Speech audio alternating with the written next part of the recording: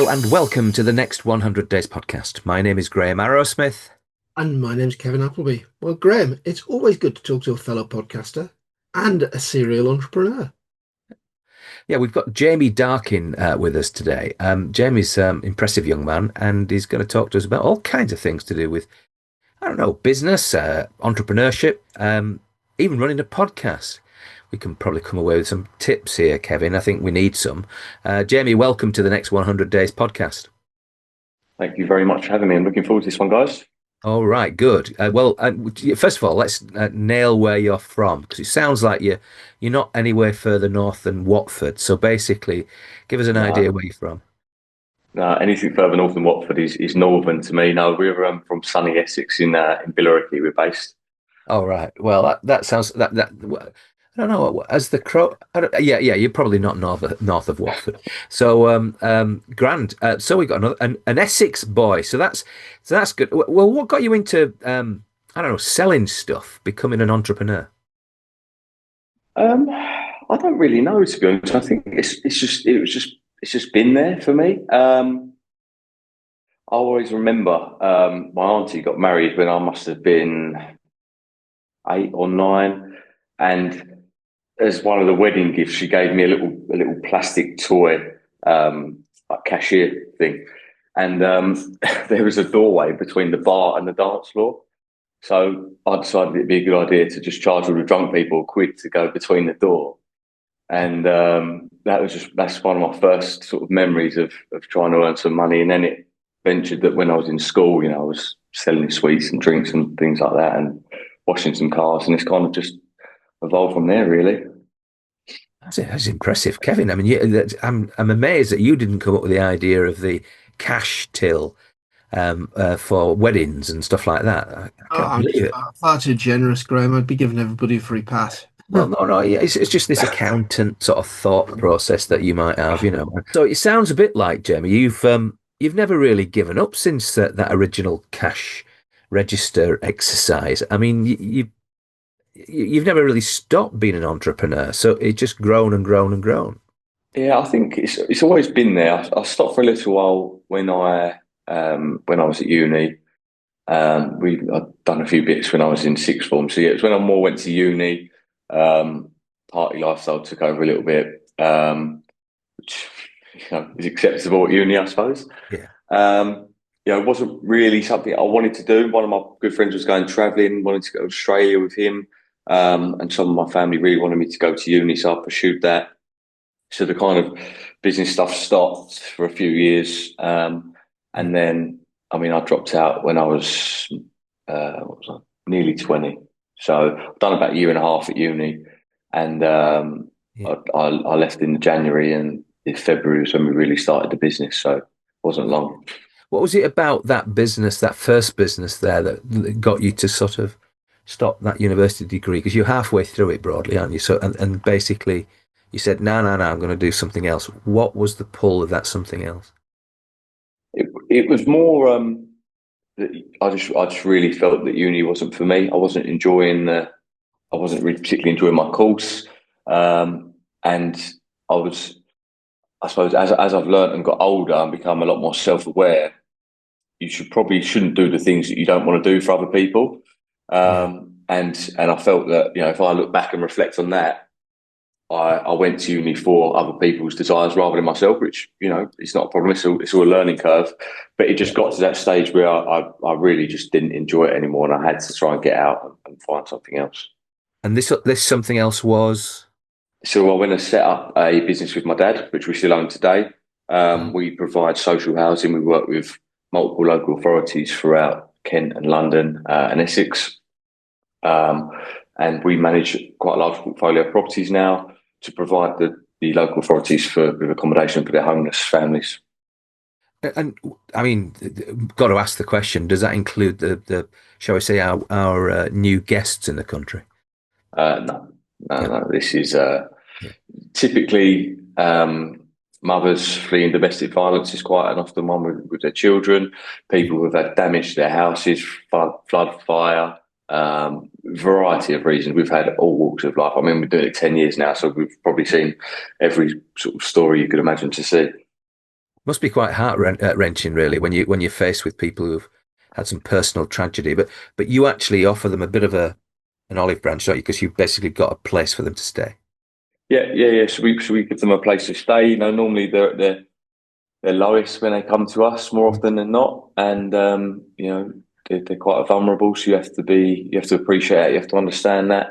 We do also try to, we're not a support based service. We are an accommodation service, but we try to do what we can. We've got links with some local charities and things where we can try to signpost and let them deal with their sort of specialist services. But yeah, I mean, yeah, it can be challenging at times. Yeah. But that's not the only business, Jamie.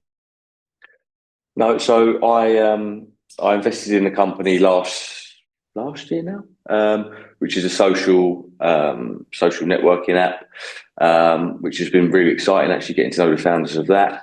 So we're only minority shareholder in that business, but that's something we're looking to do a lot more of now moving forward.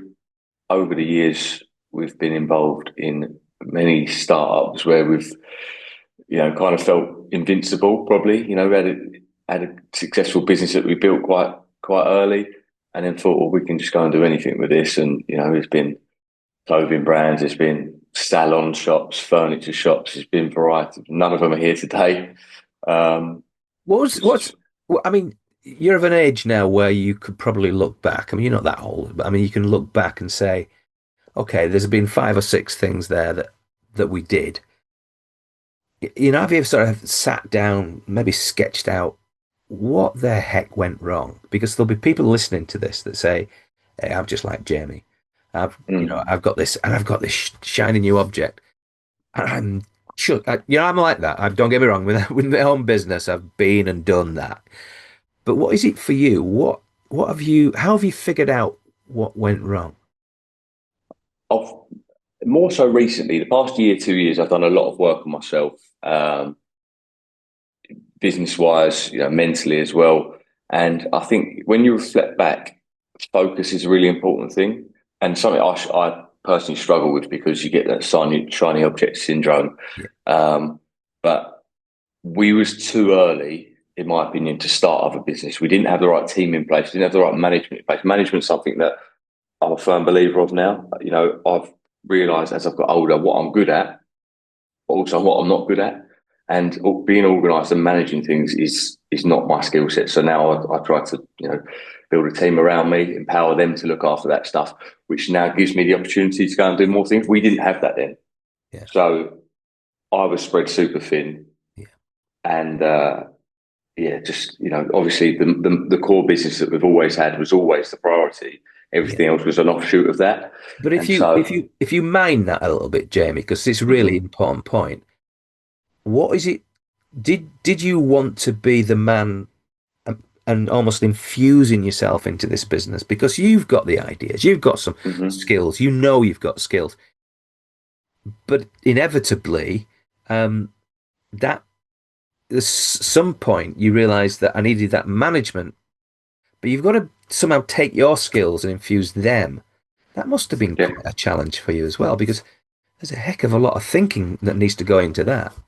Yeah, I think the role of a business owner evolves and there's kind of different stages. So when you set up a business, you are everything. When we was the early stages, I don't have a problem asking anyone to do anything because I've done literally everything in our business. And I think as you evolve and grow and you start to build a team, you have to become a business owner. So if I understand it right, then Jamie, you've got to this point where you really wanted to, you're spread thin. You really wanted to sort of cast your views on that business, but like, as you say, you were having more than one sort of business that you were looking at. You just couldn't apply yourself to that business entirely. So now you're talking about people. You've got the job of actually bringing them on. So, Yeah. is there anything that we can learn from you, from your experience of bringing them on to run the business almost in your image? Yeah, again, I've done a lot of work on this in the last year or so. I think um, there's a coach of mine, and he's got a phrase that says happiness is equal to or greater than expectation, but most expectations are not clearly communicated. And I think that's a big problem that a lot of people have in life, but also in the workplace, which is that they're not actually good at communicating what they want. Yeah. And so I try to be as clear as possible now with what we want, what we expect, and try to develop a sort of a framework around that. So there's sort of clear metrics that we look at in each business, that we track on a weekly basis. We've got sort of set meetings in place where we review them. Everyone's got their responsibility and they're accountable for that. And we try to breed that culture of accountability. And we try to find the people that want to embrace that responsibility as well. Whilst I'm there to try and coach people and pass on my learning to try and upskill them and help them, we're not there to hold their hand to do their job as well. And I think that's quite important that you sort of set that precedent. Yeah, that makes a lot of sense. I mean, because they would not appreciate that. Well, if you got the wrong candidate, they would. But basically, Yeah. if you got the right candidate, they'd want you to be, all right, give me what you want to do. Right, I'm going to go ahead and do it. Now, you got to allow them to fall then. You've got to allow them to make mistakes. Yeah, yeah, 100%. But I think mistakes are part of life. I think it's how you learn, it's how you grow. Mm. And I almost encourage mistakes, because I think if someone's not making mistakes, they're not trying enough, they're not doing enough, they're not pushing themselves enough.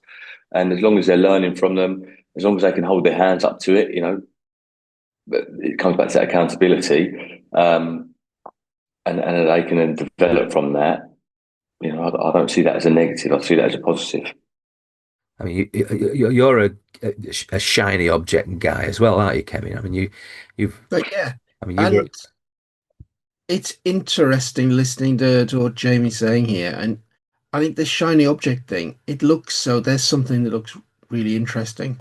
Well, it's interesting while you're learning about it. It's interesting while you're finding out about it. But as you set a business up, there's a lot of routine stuff kicks in. There's a lot of stuff that's not exciting kicks in. And that's where you do need other people around you. So yeah, I think the lesson that Jamie's learned about having a team is a lesson I've learned over the years about having a team. I agree. I've got to say, I made some pretty big, costly mistakes in my career. If you all you have to do is take a look at LinkedIn, that's not there anymore. And so it's that kind of. But you kind of learn and shake yourself down and go again. And we're just about to start something new next week. So, but I'm really excited about it. It's the future and all that kind of stuff. To do with AI, etc. And I think that's really, really keeping the heart pumping, because it's really for me it would be too easy to sort of say, pass me the slippers. I'm just gonna retire and I don't know, read the Daily Telegraph if it's still going. I have no idea, but at the end of the day, I just couldn't do that, Jamie. I don't know. There's something in you, I think, when you've run a business and when you do the kind of things that we do, and there are different successes. I'm not going to complain. I'm not going to suggest Mm. that we're the greatest things to entrepreneurship, but you have it in you, and you do get attracted to new things, but it's how you handle them. Yeah, but I think that's what makes entrepreneurs entrepreneurs, and the world needs entrepreneurs to keep it spinning. So I don't think that's a bad thing. I think that I'm light years off retirement, but it's not something that I think I ever want to do or ever will do, because it's I enjoy working. Yeah, Some people will look at me and I struggle to switch off. And sometimes I get up on a Saturday morning, I'm straight on my laptop, yeah. and I enjoy doing that. So it's not a hardship. Sometimes there's stressful times, sometimes there's difficult times that you have to go through, but that's just part of the journey, I think. What do you see as the sort of future for you in terms of the sort of businesses that you're interested in? Let's just say over the next few years. I mean, Yeah, so you've probably got your eye on something. yeah, no, we sort of shifted our mindset now heavily towards acquisition. So we are, my experience over the last 10 years has been a lot around property and offering property services, as well as providing the accommodation. We also maintain it and manage it. Um, And so we're now looking at building a group in facilities management. Okay. So we're in conversations with some companies where the owners are looking to retire or are looking to exit at the minute. And Yeah. that is really where we want to spend a lot of our effort over the next few years. Yeah. And your properties, are they mainly in Essex or are they? Oh, so you mentioned Kent, etc. So you've kind of got that southeast corner and a little bit of Yeah, so we're London as well. predominantly Kent, yeah. A Yeah. little bit of London, we're predominantly Kent. We are sort of shifting our focus into Essex as well now. So Okay. all of our Yeah. connection, because I own the business with my dad, and when we started, it was a lot of his connections. So it's kind of snowballed, and we've built it throughout Yeah. Kent. Now we're at the stage where connections are happening in Essex, and we're starting to scale through there as well.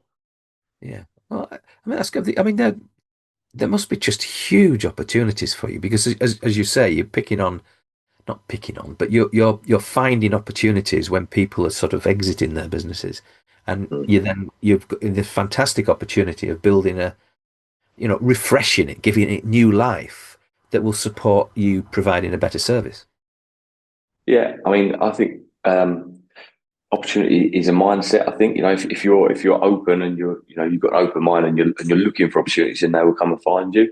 And that's certainly where we are at the minute. So going back to the team, we've sort of built a team recently to allow me to focus mainly on looking at acquisitions and also building the podcast and personal brand stuff, which I'm sure we'll go on to in a little while. But Yeah. all of that is designed to sort of drive opportunities back into us because I feel that we're in, I personally am in a quite a strong position where I've got 10 years worth of experience, got good, credibility behind me now, but also young enough to want to seize some opportunities and have the mindset for the new technology coming in to look at where we can to look to improve them businesses where they might be a bit tired from older owners. Yeah. Mm. Yeah. So, Jamie, tell me a little bit about the process of looking at a business and deciding whether you're going to take it on and at what price. Yeah, so I mean, we are looking for businesses that are established. We want something that's been around for a little while. We're not looking for the sort of micro businesses. We're looking for sort of businesses upwards of 2 million turnover where they've got a team in place. We're looking for the businesses that have shown a profit. We're not really looking for turnarounds at this point in time. And then the process really is getting to know the owners and getting to understand the business. Um, finding out their motivations, why they're looking to sell. You often find that money isn't their sole reason. It can be, they're tired of running a business. We know how tiring running a business can be. Or they want to go and do something new, or whatever the case may be. And then it's getting into learning about how the business operates, what kind of model is it? Are they on contracts? Or we had one recently where the customer concentration was very high, and we actually had to pull out of that deal. There's a few things that weren't aligning for us. So there's so much that goes into it. Yeah, I mean, we could probably do a podcast all on that, to be honest with you. Well, no, the beauty of this podcast is we can dip in and out of anything that's really of interest. But as you know, Kevin, I think, was driving at the kind of idea of the sort of the process. But you've obviously mapped out a little bit about, well, these businesses are a little bit different, but you are looking for particular strands that are going to draw them, because you must have almost got a framework that you're trying to sort of, I don't know, find from, or you're going to adapt that framework from the people that you meet. You look at a business. Yes, Is it right for you now, or do you have to sort of change? Does it have the capabilities to change to what you want it to be? I think it has to meet a few core things. So going back to team, we want the business to have a team in place. We don't want it to be owner. Yeah. Mm. We don't want the owner to be heavily relied upon because as soon as they leave, the business could fall apart. We want it to have profits there. We want it to be scalable. So, the idea of coming into a business and standing still does not excite me at all. We want to go in and put some new energy and enthusiasm in and really drive that forward. Um, as I say, at the minute, our core focus is around sort of the facilities management services. So we're looking at commercial cleaning. There's quite a heavy target at the moment. And then looking at branching off into other services where we can cross-sell services into them customers as well. Yeah. Yeah. So, but Yeah. you clearly look after your own properties with these services, but you obviously go beyond that to, you know, attract. Is this strategy one that is going to get you new properties for the core business?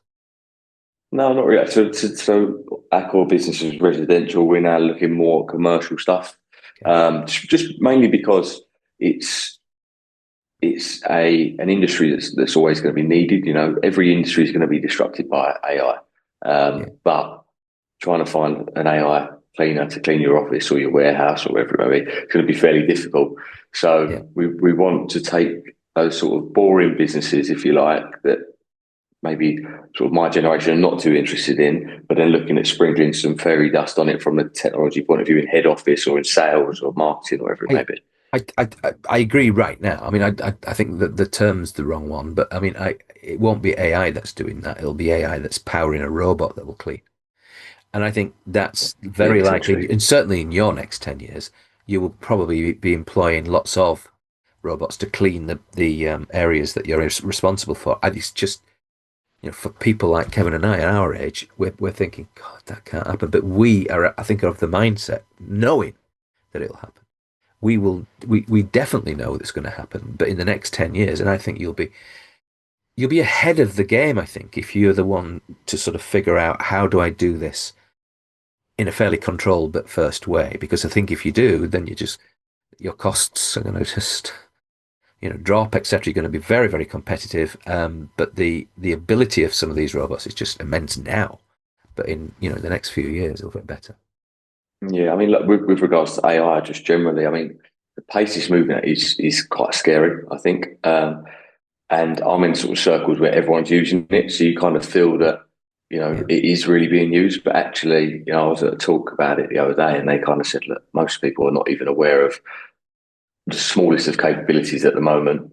So that made me feel a bit better because it made me feel that I'm a bit more ahead of the curve than others. But that is an area where I'm trying to double down on my knowledge at the moment because I think if you're late to the party, yeah. it is going to be hard to catch up. I just got a slight aside, but for a service I mentioned that going to come to market next week. I needed a set of terms and conditions. Now, I would normally take a good day because I'm Yorkshireman. I'm not going to go and spend, several £1,000s with a lawyer to write it because by the time you brief them, you could have done it yourself. Yeah, you might want someone to have a look at it, but the point is, so 5 minutes later, it was ready. Yeah, yeah, And that's scary. I mean, that literally, I'm not even sure it's 5 minutes, but it was just the prompt and the sources that I gave it, etc. And I could only spot a couple of things that I needed to change, but wow, it's Yeah, I just had an example amazing. of the same thing this week, Graham. We had a potential of doing a training deal, but not with the normal sort of company that we deal with in middle market. It was big corporate, very big corporate, and they Okay. sent us a contract. So what did I do? Tell Yeah, my good GPT friend, please mm, review this contract from our point of view, and it yeah, came up with an amazing answer. yeah. I've found that Chat GPT-5 really doesn't like to mention Grok. I got it to write a couple of emails day before yesterday, and I briefed it with, Chat Grok to do with this service that I'm talking about, Grok Claude. I could have gone on and mentioned Perplexity and all the rest of the others, and basically mm, it mentioned Grok in the first iteration of the email, but the second one wasn't there wasn't there at all. It's just this chat, OpenAI and Apple, and they don't seem to like Grok whatsoever. I'm not quite sure what's behind that, but Grok is an amazing technology. But what can I say?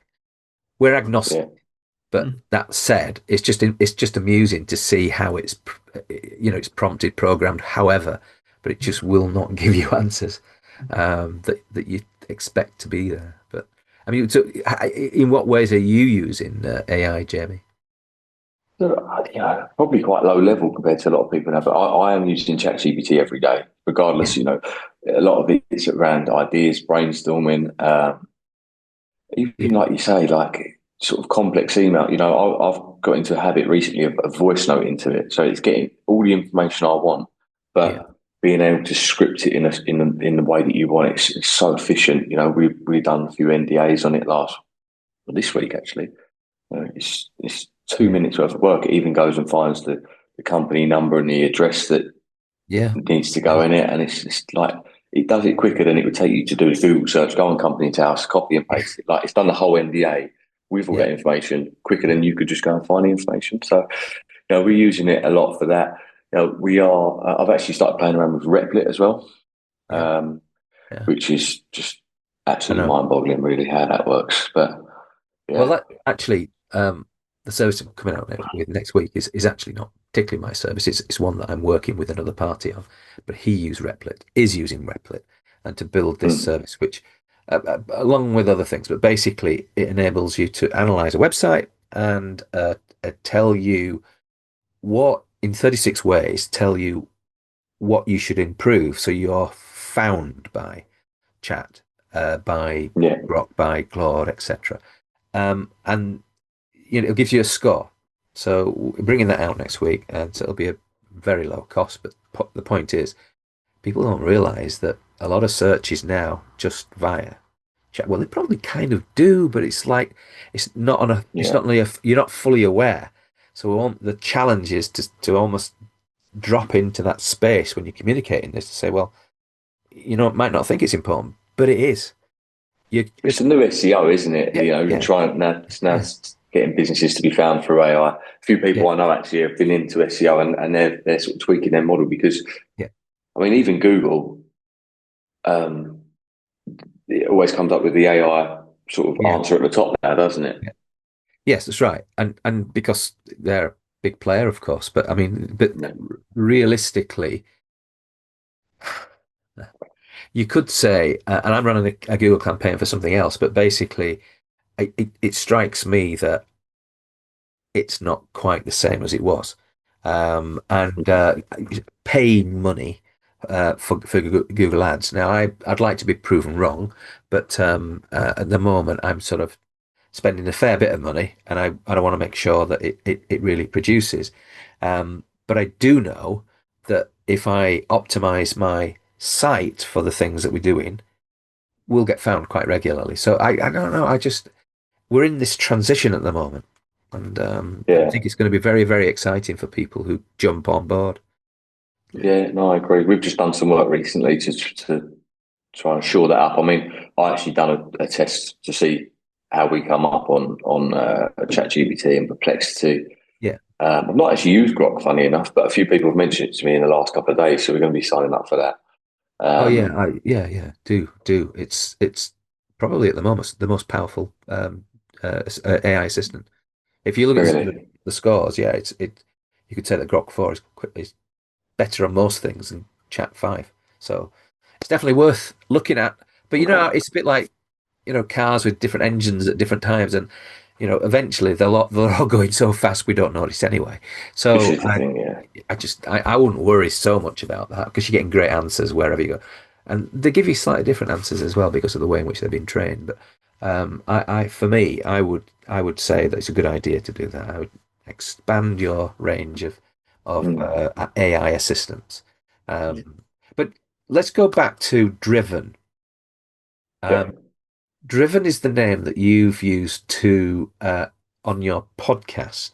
So first of all, Driven, but then let's talk about this branding yourself because Kevin's itching to know a few things about that because he's, Definitely. you know, Definitely. he's, If you he's, hadn't Okay. asked he's, that he's question, I was just about to. he was just he's looking at the black t-shirt for the next podcast, I think. But maybe that's the thing, and the slicked back hair. That's the key thing. Maybe I've had a slick back, Graham. yeah, well, I haven't. That's You for got the sure. wrong age. Oh, mine's gone. But so tell us about Driven then. The Driven was an idea we had a couple of months ago. It actually came from I was on a podcast earlier this year, Yeah, and that one podcast, I think 3 or 4 people messaged me after it. They listened to it, and I was like, I didn't know you'd quite done that, or you was involved in this, or blah blah blah. And I got 3 or 4 opportunities land on my lap from one show, and I was like, right, I knew that it was I knew it worked because a lot of people do it, but I was like, Yeah. right, we need to really start thinking about this and doing it properly. And I've been posting on LinkedIn for probably the last 9 months quite consistently before that as well. And so that was kind of the next evolution for us. And so it's called Driven because I feel that kind of summarizes entrepreneurs. Um, but we actually speak to more than just entrepreneurs. We're speaking to anyone who's kind of driven to a purpose, and a lot of it is around mindset as well as business and whatever else is. Yeah. So it's about getting into driven minds. So we've had on so far on there. We've recorded 9 episodes to date. We haven't released yet, but we're going to do that in the next couple of weeks. But we've had business owners, we've had people running charities, we've had sort of mindset coaches, people running personal brands. And the goal of it really is to give value to people, whatever stage they are on their journey. In each episode, the guest has to give 3 pieces of actual advice based on their experience. And the thought process behind it is if everyone listening takes those 3 pieces of advice from every episode, kind of implements that into their business or their life, or is aware of it, that it can really push them along in their journey as well. It sounds like we should have called the next 100 days Driven years ago, Kevin. I don't know about you, but it's a really smart. Very similar I like concept. I like your name though. I don't Yeah. know. Well, it's the same, a similar approach, Yeah, but with a different framework. But Kevin's better at that. He's the one who came up with the name. Yeah, it's a simple idea that says if you've got this problem, here's some things that you can do about it in the next 100 days. And yeah. quite often it turns into talking to the guest that we've chatted about their business and so on. It comes down to, so what's the next 100 days got in store for you? Or tell us about the first 100 days when you left corporate, things like that. Hmm. Yeah, yeah, yeah. Which is So powerful because I think in 100 days you can achieve a lot, and especially when you're talking about what problems can you solve. Most problems are way gone by then if you actually focus on it and you yeah, know get your Mm. head into it. yeah. I think it's we both had experience of creating these big, long, uh, you know, uh, business plans, etc. Hmm. And boy, and you just put so much effort into it, and so many people put so much effort into it. And these are the big companies that we've worked for in the past. And you think, what on earth happened to that? Oh, it's a living document. No, it's sat on the bloody That's shelf. not. It hadn't moved from the shelf for for a year. I had this thing when I inherited things from other people that if I didn't touch it for a year, it's gone. It's just going straight in the Yeah. bin. Every now and again somebody might, no, it's going into the bin. Because the world doesn't stand still, and it's not standing still for a plan that you wrote, 12 months ago. For me, if you have a good enough idea of where you're going, like you were talking about earlier, we want to move out into facilities. Now, you'll have got some plans for that, but even if it's in sketch, at least it gives you a direction. Then you can sort of split up the other bits. I know there's lots of other people listening to this who will be saying, "Oh no, I do it a different way, Graham." That's fine. But for me, I think we overcomplicate planning. Yeah. I really do. Because you're not I don't think you're the kind of planner anyway. I don't know. Is it your dad that does it? I mean, I don't know. Because I think No. I don't know, you don't appear to be the planner type, but you appear to be the doer type. I'm going to go and trust Yeah. him. Yeah. So I mean, we're both very similar. We're both, you know, he's not been involved in the business for the last couple of years, kind of taken semi-retirement, if you like, Yeah. Yeah. because we were too similar, if you like. Ah, So it yeah. would get to the stage where nothing would really get done because we both had the same ideas, or we Yeah. had different ideas actually, more so. But Yeah. yeah, I'm not really a planner. I'm more of a sort of jump in and find out the hard way sometimes, which pros and cons to it. I mean, we have got a rough plan of what we want to do Yeah. Yeah. with the Yeah. facilities group. I've got more of a goal than a plan, Yeah. to be honest with you. Yeah. But that also just aligns our focus, and when we're looking at opportunities, the thought process is, well, how does it get us closer to that goal? The thing is now is I mean, I represent an AI tool called MechLabs AI, and you can go in there and just ask Project Planner to project everything out. You can ask, it to build a plan for your at your particular business. You can ask it to build an ICP, an initial customer profile, or a value proposition. You can do everything Mm. more than you've ever been able to do. And yes, you will get insights, but the way I would treat those insights is I'd let them marinate in your head because that will help you sort of spin off better manifestations of your business. Uh, Writing them down, yeah, it's important, but it's not the whole thing. I think you have to let it come into your soul so you can actually see, yeah, I was thinking about that the other day. No, you weren't. You were. It came into your brain, and then you acted. But you're an actor. Yeah. You get things done, and that you. But you have to have that initial prompt. I mean, you're the manifestation of AI. You get a few prompts, then you act real quickly. Yeah. I Sorry, I'm think I'm accusing you of being no, no, I like an don't. AI. Yeah. Hopefully without Jamie the M Darkin dashes AI. Yeah. and the hallucinations. But that's I mean they're getting better Well, as you've well, aren't admitted they? to that But already. I mean, you've admitted that yeah, once you're at university and all that. So yeah, no, true. I mean, I think I am consciously trying to become more effective as an entrepreneur. So like more than ever at the moment. So I want to be an action taker all day, every day, and not do the things that I don't want to do. yeah, And that might sound a bit, you know, like I feel like I'm above stuff, which I don't. I just think that people have certain skills and you need to play to them strengths. yeah, And the more action you can take, I really don't like the words lucky and unlucky because I think people might look at someone and say, they're lucky, but what they don't see is the amount of action they take, the amount of reps and sets they put into, trying different businesses or trying to win a certain contract. And then it's only 3 years later, they might go, God, they're lucky, they've done well. Now, when it And when it comes to lucky, Jamie, I go back to well before your time, a South African golfer, Gary Player, who yeah, had a quote that said, "The more I practice, the luckier I the get." luckier I got. Yeah, it's yeah, so true. yeah. And I guess that's true. But I think we're in. I mean, Gary Player was 50s, 60s, wasn't he? So basically, what we're now talking about is this age.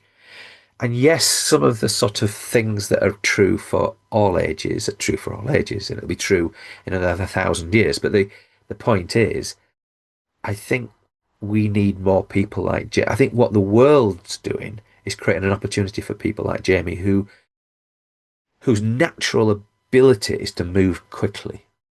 Now that might show an adroitness of mind, but it also might be all about reacting to the situation that's around us.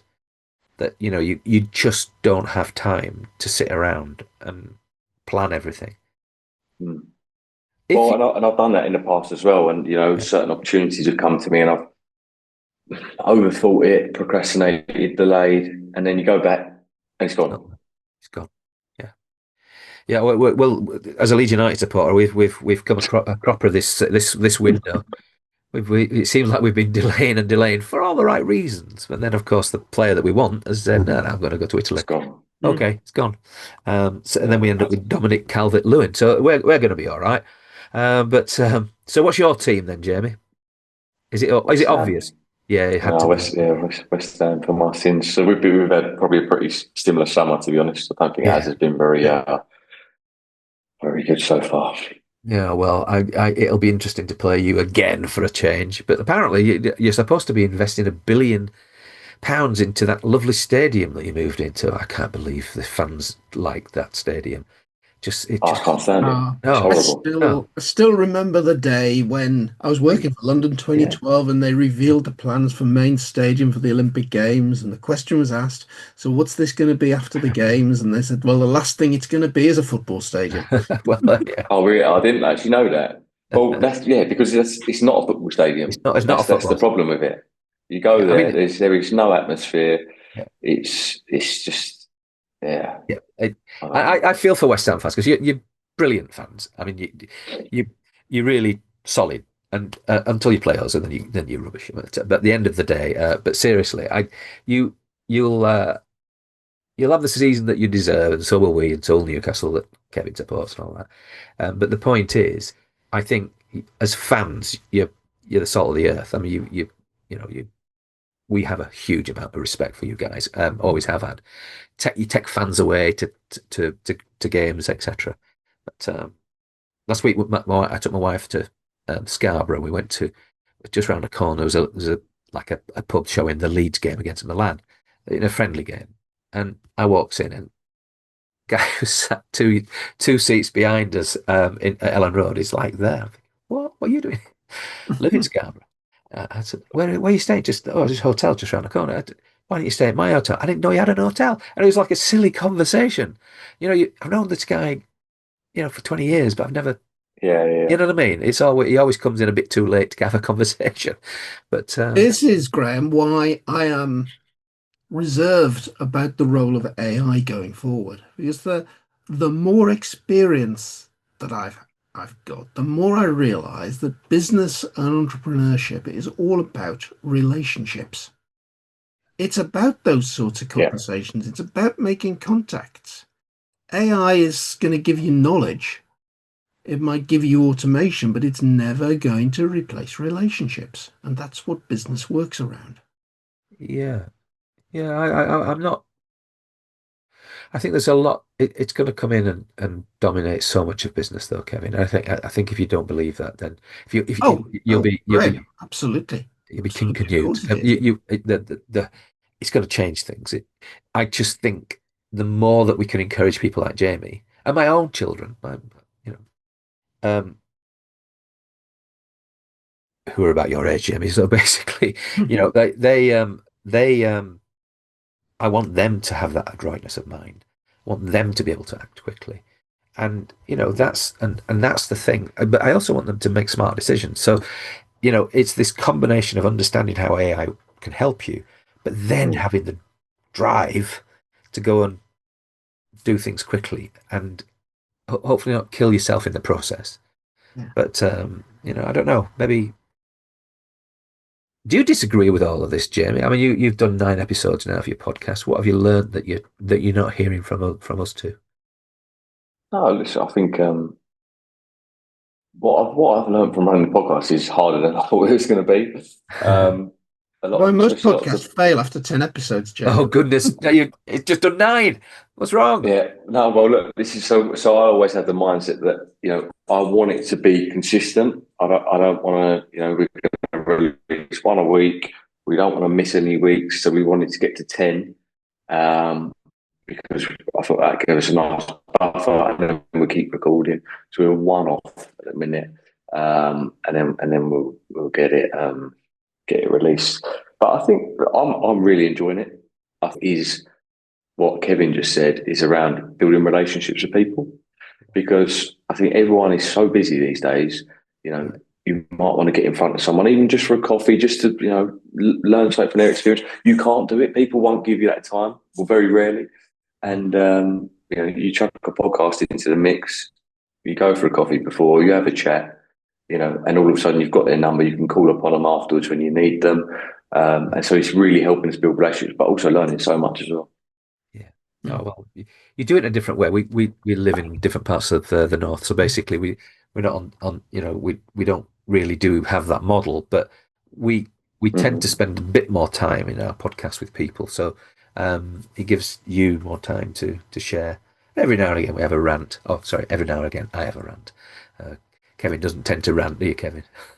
Oh, I can rant if I want to.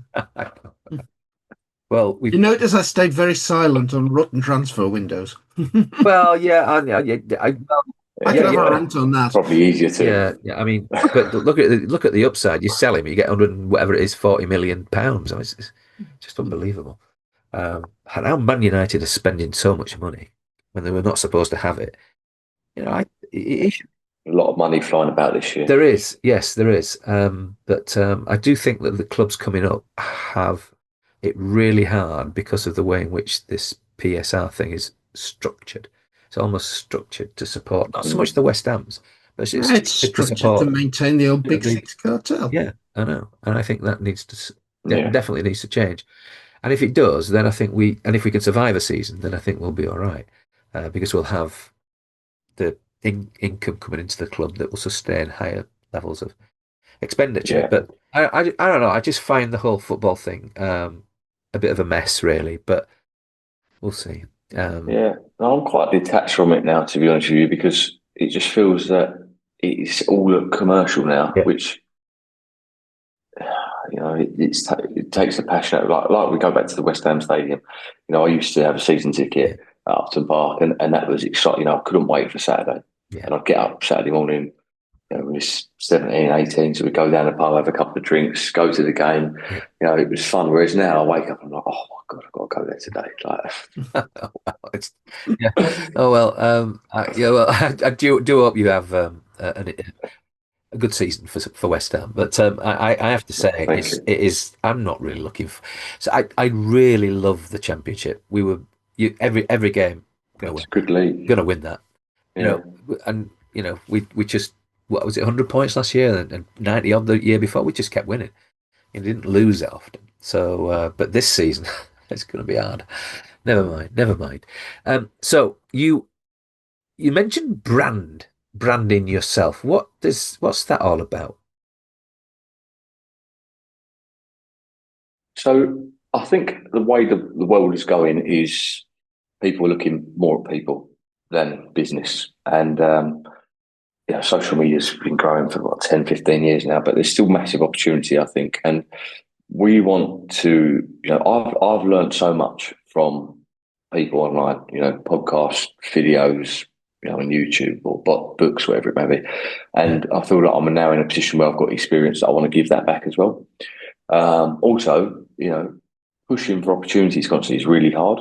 And so we want to try and start pulling more to us. So we want to become well known for what we do, share our story, what we're building, what knowledge we're getting along the way, to give that experience and knowledge to others, but also to build my credibility and to try and pull some more opportunities in our direction. oh, well, yeah, it seems to me that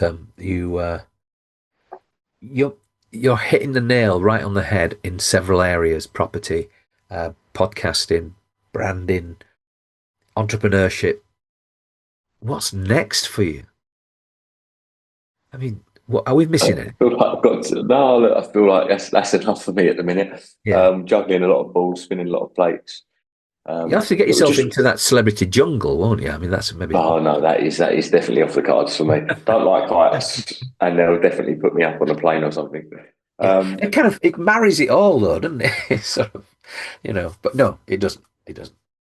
yeah, I think for me, it's just more of the same. It's ramping up more of the same. Yeah, So we're I'm trying to hire someone at the moment to come in and sort of manage my personal brand and podcast and really build that and make sure we're consistent, but on a higher level. So we want to produce better content more regularly yeah, across more platforms. So that's something we're doing at the moment, and we're building our deal flow for acquisition opportunities. As I say, we're around launch time now for the podcast, so everything's kind of going on at once, which is exciting, yeah, overwhelming sometimes. But it's all good. It's the life we choose. So I have to remind myself of that. All these things that I'm doing is decisions I've made. So yeah. when you feel stressed Absolutely. or a bit overwhelmed, Yeah. I've only got myself to blame.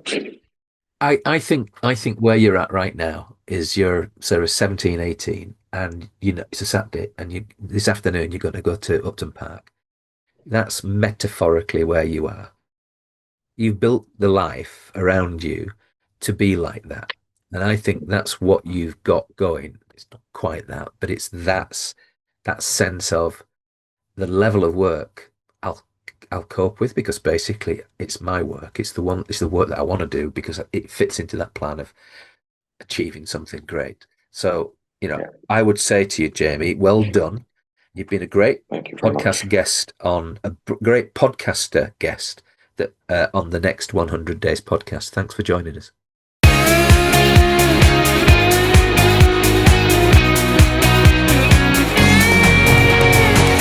Well, Graham, quite often we've got the guest here that's been ex-big corporate, had the escape story, the turnaround. We've spoken to a man today who's never had a proper job. Well, about that, but he, yeah, I think it's almost thoroughbred entrepreneurship, and the way I sort of described it is he's created a set of things that he does in his life, which adoption of AI to um, investing in a new market for his property business, etc., and all of that. On top of that, he wants to do a podcast, but he doesn't want to just do it well. He wants to do it very well. And so I think you'll find that this is a young man who is going to be very successful Mm. because I think he's doing so many things. The trick is he's not going to win everything, Kevin. But at the No. end of the day, he'll win more than he loses, and that's because he's got that entrepreneurial, never say die spirit. And I think good for him. And I think another thing that comes over to me, Graham, I'm thinking of this podcast where we've got Jamie investing in business and a podcast we released a few weeks ago with Matt Rad talking about buying online business. Yeah, Now, it is easy to get the idea. It's easy to get the shiny object syndrome. It's very, very hard to grow that yeah, from scratch into it is. something worthwhile. Yeah. Think about is the best way forward to buy something versus build it yourself. Mm. Yeah, a good parallel, Kevin. I hadn't immediately drawn those links between Matt's show with us and Jamie, but yeah, there was a link there, and let's just hope the young man does well. I hope his football team lose to us next season, but I hope your football team and his football team lose to us, well, with or you'll without find his about you'll referees find record. out that for at the end of this month, Kevin. So before this podcast is out. But anyway, Well, it's we're been fine. Your new striker, Calvert-Lewin, will be injured by then. yeah, it's true. That's true. Maybe give one or two of our other strikers a chance. Right. Okay. Today I've been Graham Arrowsmith. I've been Kevin Appleby. Goodbye. Goodbye.